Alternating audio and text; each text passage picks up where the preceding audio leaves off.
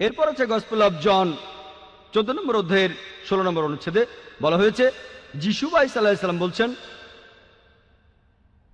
আমি পিতার কাছে প্রার্থনা করব, তিনি সাহায্যকারী পাঠাবেন যে সবসময় তোমাদের সাথেই থাকবে।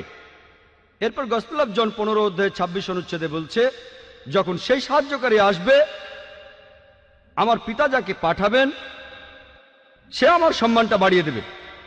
এরপর গসপেল অফ জন 16 নম্বর অধ্যায় 7 অনুচ্ছেদে আছে, আমি তোমাদের সত্যি কথাটাই বলে ফেলি, আমি চলে গেলেই তোমাদের সবার জন্য ভালো হবে, কারণ আমি যদি চলে না যাই তাহলে সেই সাহায্যকারী আসবে না, আর আমি চলে গেলেই সে এখানে আসবে।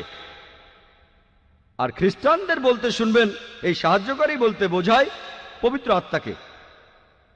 এখন ভালো করে দেখেন, গসপেল অফ জন 16 নম্বর অধ্যায়ের 7 নম্বর অনুচ্ছেদ বলছে, তোমাদের আমি সত্যি কথা বলছি, যিশু তার শিষ্যদের বলছেন, তোমাদের আমি সত্যি কথা বলছি, আমি চলে গেলে তোমাদের জন্যই ভালো হবে, কারণ আমি চলে না গেলে সেই সাহায্যকারী আসবে না, আমি চলে গেলেই সে এখানে আসবে।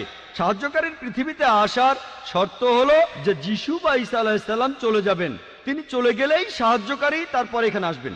আমরা জানি যে পবিত্র আত্মা তখনও ছিল যিশুকে যখন ব্যাপটাইজ করা হয়, এমনকি যীশু খ্রিস্ট জন্মানোর আগেও পবিত্র আত্মা সেখানে ছিল যখন তিনি মায়ের গর্ভে ছিলেন।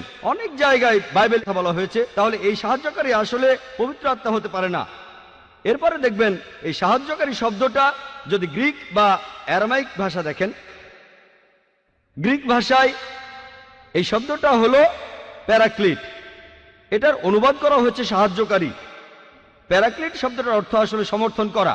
মূল শব্দটা হলো প্যারাক্লিটস, যার অর্থ যে প্রশংসা করে অথবা যে প্রশংসা পাওয়ার যোগ্য। আমরা জানি যে আমাদের নবীজির দুটো নাম আছে, আহমেদ আর মোহাম্মদ সাল্লাল্লাহু আলাইহি সাল্লাম। এখন শব্দটা যাই হোক, ধরেন প্যারাক্লিটস যে প্রশংসা করে বা প্রশংসনীয়, অথবা ধরেন প্যারাক্লিট হোক সমর্থক বা সাহায্যকারী। আলহামদুলিল্লাহ, এই কথাগুলো সবচেয়ে বেশি মেলে সর্বশেষ নবী মুহাম্মদ সাল্লাল্লাহু আলাইহি সাল্লামের বেলায়।